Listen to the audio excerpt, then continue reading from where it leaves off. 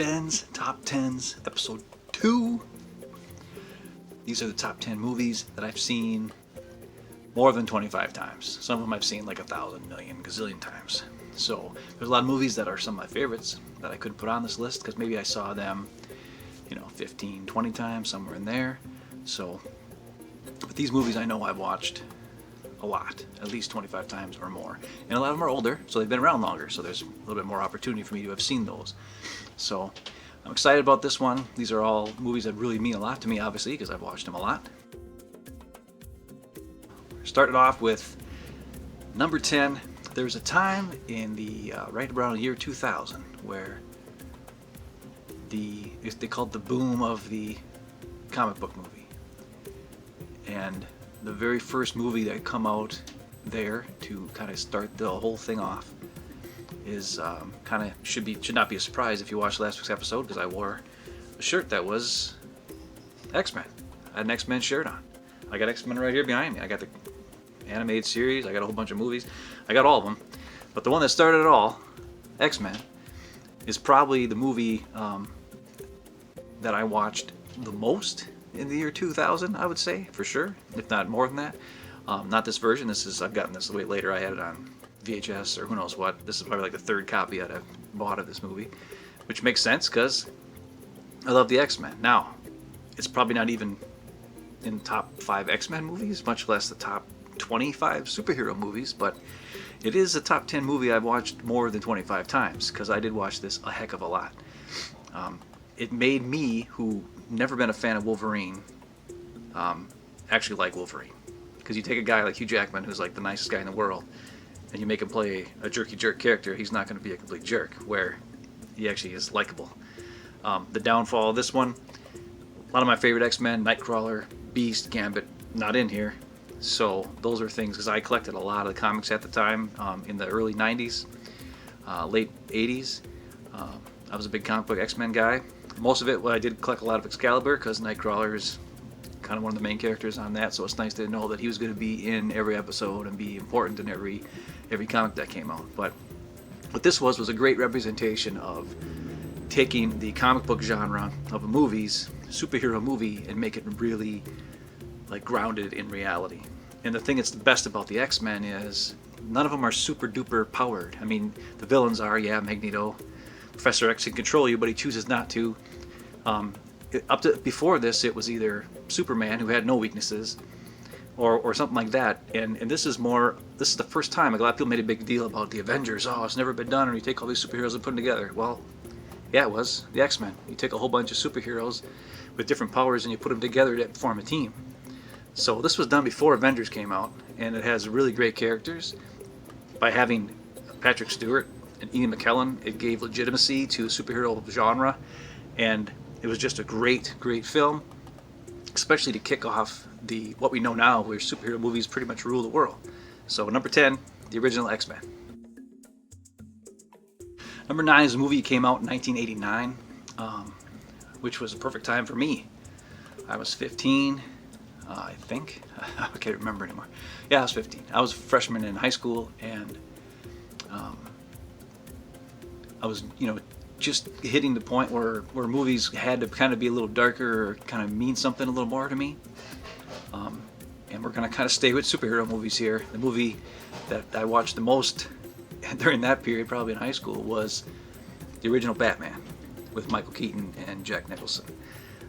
It came out, like I said, it's the perfect time where until this point, superhero movie was Superman. It was kind of campy. I never watched the Batman TV show. I never watched any cartoons. I was not a Batman comics. I never collected comics of Batman. At this point in '89, I was actually an X-Men fan, comics wise. But it was a superhero movie, and it was taken seriously, kind of like the one we just saw with X-Men, but Batman is definitely more dark. And this had Jack Nicholson, who was a huge, huge actor at the time, and Michael Keaton, who a lot of people were, if the internet was around back then, it would have blew up because people would have had a heart attack about a comedian playing Batman. But he did a great job, and it was a movie that really grounded in reality, just like the X-Men was. So it was where superhero movie, which there wasn't very many of them at this point, but it was the start of something great, where people would take something and be like, listen, This can actually be a film. It doesn't have to be corny and goofy and pows and zaps and waps and all this kind of stuff like the TV show had. It made it a legitimate film. Batman, number 9. In the 80s, one of my favorite TV shows was a show called Family Ties. And the main actor or character on there was Alex P. Keaton, played by Michael J. Fox, who was huge at that point. So huge, he had just gotten off a big giant movie that was super popular. And after that, he did another one which wasn't as good, but man, I didn't care because I loved Michael J. Fox, and I watched this movie 5 million times. Not only that, when I was 13, I kind of hit puberty early. I was already 6 feet tall in 7th grade, and so I was kind of like weird. It's kind of weird, but I was actually hoping that I was going to become a teen wolf. Yeah, I know it's weird. It's really weird, but that's what happens when you really like a character or really like an actor, Michael J. Fox, and he goes in there and plays a guy who, you know, he's a werewolf and he's kind of a dork, but he's not a super dork, but he's, you know, it's one of those things where it's kind of like a superhero movie because he turns into a werewolf, and first everybody's scared, then everybody thinks he's the greatest thing in the world, and then he learns to, you know, get by without having to use the powers that he possesses. So it's one of those movies that's not that great. You know, it's good, but it's not great. It probably wouldn't even make my top 50 movies of all time. Maybe not even my top 100 movies of all time, to be honest. But there was a time in my life I watched this movie, you know, like once a week. You know, it just meant that much to me. It was the right combination of actor, kind of a weird theme, you know, the coming of age type of thing, which was really good for, you know, 13-year-old kid. And Teen Wolf, it's number 8. Sorry, but it is. I liked it. You're going to start thinking that all I ever watched was comic book and superhero movies, but I don't care. This one, number 7, ever since I was 4 years old, my favorite thing in the world, favorite superhero, was Spider-Man. I watched the cartoons. I watched the TV show in the 70s, which was not good, but man, I thought it was awesome.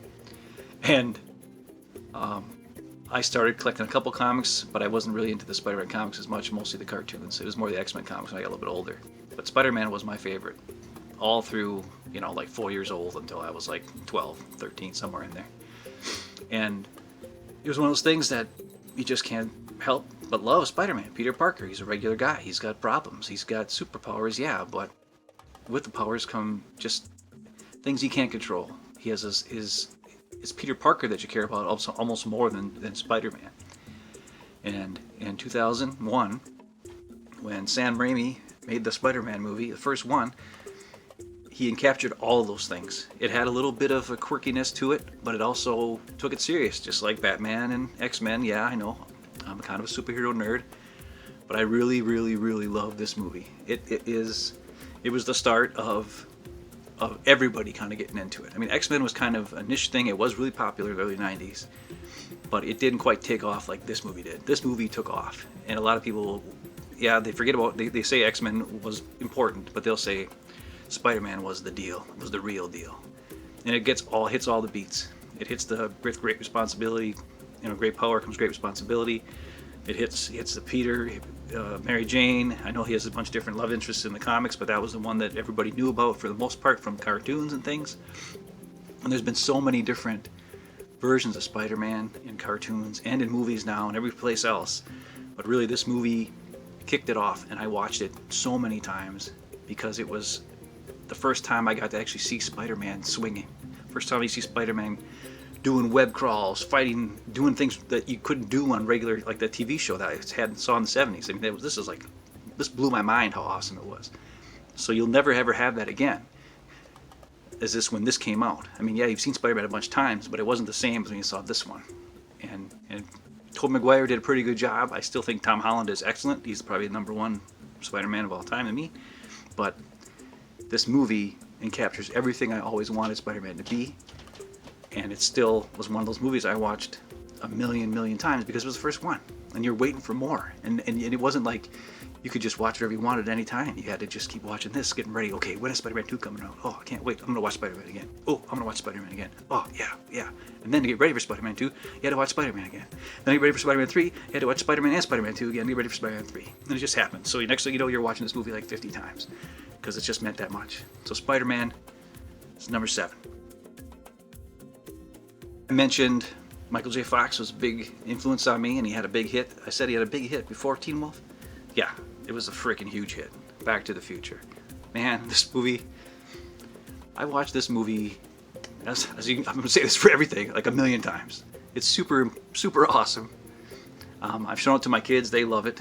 And out of all these movies, yeah, they love, the superhero movies, of course. But from when I was younger, Teen Wolf didn't go over so well. Back to the Future, everybody loves that movie. Michael J. Fox is perfect. Of course, originally he wasn't.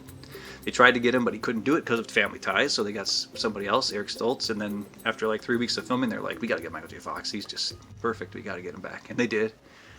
And it's one of those things where it just takes you on an adventure, takes you back in time. Like, what would it be like if you met your parents when they were your age? Like, they were like me too. And you just realize, when you were a kid, you're like, wow, maybe my parents aren't that dorky. Maybe they're actually kind of cool, or they were cool, or maybe they were dorks, or whatever. Who knows what happened? But you really don't think of them as kids ever until I saw this movie. I was like, wow, maybe my parents were kids too, right? Wow, whoa, weird, blew your mind. But this movie's awesome. Everybody knows it. Seen it 1,000 times. Back to the Future, number 6 movie I've watched more than 25 times. Back to the Future. If you haven't figured out, these top 10 have been in order of how many times I've watched them, not necessarily how great they are or whatever like that. And this one probably would be higher if it came out in the 70s or 80s like some of the other ones did, but I was a huge Dungeons & Dragons nerd back in high school and in college, and even till this day I still play with Dungeons & Dragons once in a blue moon. And all of it's based on the works of Tolkien. So when Fellowship of the Ring came out, I had to watch it. I had to see it. This is like the 4th version, I think, of this movie I've purchased, because I purchased the original version on DVD, then I've purchased the extended edition on DVD, then I think I purchased the original edition on Blu-ray, and then the extended edition on Blu-ray. I mean, I spent so much money on this movie, and Peter Jackson kept making new versions of it and adding new things, that I had no choice but to keep buying it and keep watching it. It's just, honestly, it's like the perfect movie. It's one of the, it's definitely in my top 5 movies of all time, that's for sure. It's the first time where you just, like when you watch it, you felt like you were in the film. It spent time, all the detail, all the personality of all the different characters, and the world building is insane. Like you just feel like you're there. You feel like it could really have happened, or it could really be real. And it still has all this fantasy, sword fights, magic, demons, ghosts. It's another one of those things too where they took great actors. They got Ian McKellen, just like they did for X-Men, and they have, all the guys that played the Hobbits, all the guy Aragorn, Viggo Mortensen. Liv Tyler was kind of a big name. She had a small role, but it was an important role, and it made you forget that they were actually people in the real world. You believe they were those characters, and a lot of them weren't super well known, and that which kind of helped it, because it can make you feel like, okay, that is, maybe it did happen. Maybe it was real. It wasn't, but it could have been awesome if it was, right? And that's why Fellowship of the Ring, it's kind of the same type of thing with the Spider-Man, where I'd watch this over and over and over, and then to get ready for Two Towers, I had to watch this. And then to get ready for Return of the King, I had to watch this, and Two Towers, to get ready for Return of the King. It's kind of a theme you're going to see, where the first one that came out, because it was so awesome and so important to me as a kid, from reading the books, I had to keep just being in that world. I had to keep seeing those stories again and seeing these characters do those things. And in my opinion, The Fellowship of the Ring is the best of those 3 movies. And it just has all the things you want as far as just ingraining you in that world. It's awesome. Fellowship of the Ring, number 5.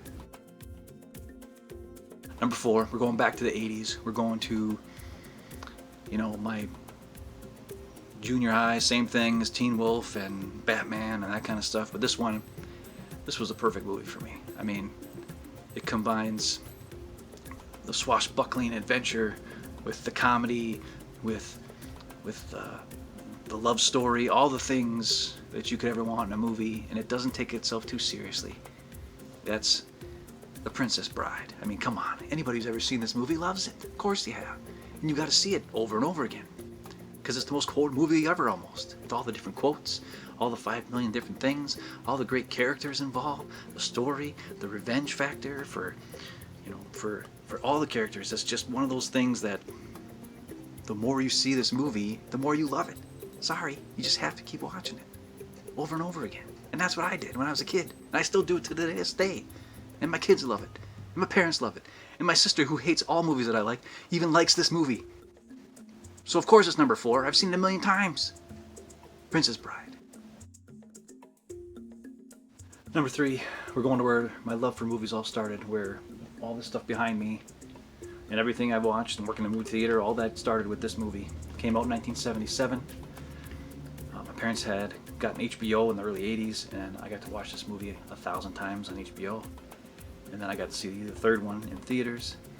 And then after a while, my parents bought it for me because they were sick of renting it.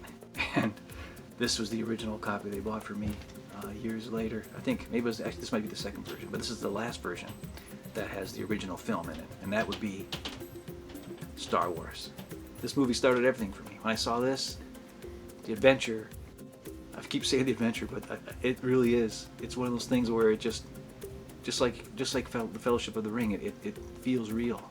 Everything's lived in. Everything is emotional and there. And not only that, but a lot of the actors they got were perfect and great, and they weren't well known. They just picked the best actors for the film. So it felt like it was a real thing to you when you were a little kid. You were like, man, can you imagine if this really happened, or if this was real? It's one of those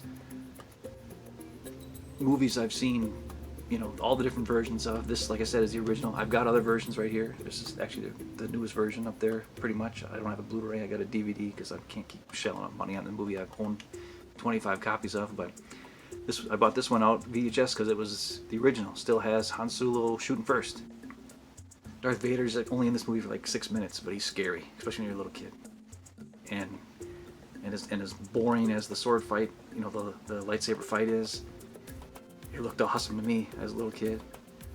The plane, the X-wings and the TIE fighters, the battle at the end, super cool. Chewbacca ended up being one of my favorite characters for all eternity because of this movie. It's just a movie I've seen hundreds of times probably, because I watched it probably 100 times just when I was a kid. And can't go wrong with Star Wars. Number 3. Number 2 is a movie it meant a lot to me, because it's another movie where it's a kid who kind of, down on his luck, doing his thing, and then he got to fight through it. And it's got kind of like a Rocky vibe to it. I don't know, Rocky's not on this list anywhere, but I've seen Rocky quite a few times, and all the Rockies. But it's like that, but it was more with the kid in it, so it resonated more with me than what Rocky did when I was younger. And because of this movie, I took karate for 3 weeks. I sucked, I quit, but I took karate for 3 weeks, all because of the Karate Kid. I mean, come on. It's like Mr. Miyagi is Yoda, Daniels is Luke. It's just like what we just talked about with Star Wars, except it's like real. It is real to me when you watch it. And now they've got the Cobra Kai TV show that came out in the last couple of years, and that's just an extension of this. It's very similar. It's made for people who love this movie as much as I did. I watched it 5 million times, over and over and over and over and over, because it's just a great story, and about another one of those perseverance type stories, and believing in yourself. And maybe things aren't going great for you and you don't know quite how to get out of it, but if you got a Mr. Miyagi on your side, you can get through, you can pull through. And it's just a great story. I've seen it 1,000 times. Karate Kid. Number 1 movie I've seen more than 25 times. This movie is rivaling Immortal Beloved for my favorite movie of all time. So just so you know, it's like up and down, up. It's real close between these two. But this movie I know I've seen, like Immortal Beloved I haven't seen 25 times. But this movie, I used to watch this every single day in college for like a year and a half. I'd watch it every single day. And you're thinking, weren't you going to class and like studying? No, that's why I was in college for so long, to be honest with you. But this movie is, like I said, probably my favorite movie if it wasn't for Immortal Beloved. And that would be Braveheart. I don't know why. It's just the whole thing about freedom, believing in that you should be free, everyone should be free, and you're willing to sacrifice your own life to do it, to make sure that everybody gets that opportunity. There's parts in this movie that make no sense half the time. I know it's not quite a true telling of the story, but it's a movie. I mean, come on, what are you gonna do? Just like with Immortal Beloved, I know it wasn't perfectly true, but you had to make a great movie, and that's what they did with this. And there's scenes in this, the betrayal scene, when he pulls off the mask of Robert the Bruce, and he's just kind of like in shock that he could have been betrayed by this guy who he trusted. Gets me every time. The ending. It's just a great, awesome movie. And I've watched it every day for like a year and a half. So I've seen it like 390,000 times. I don't even know. But Braveheart's #1 movie I've seen more than 25 times.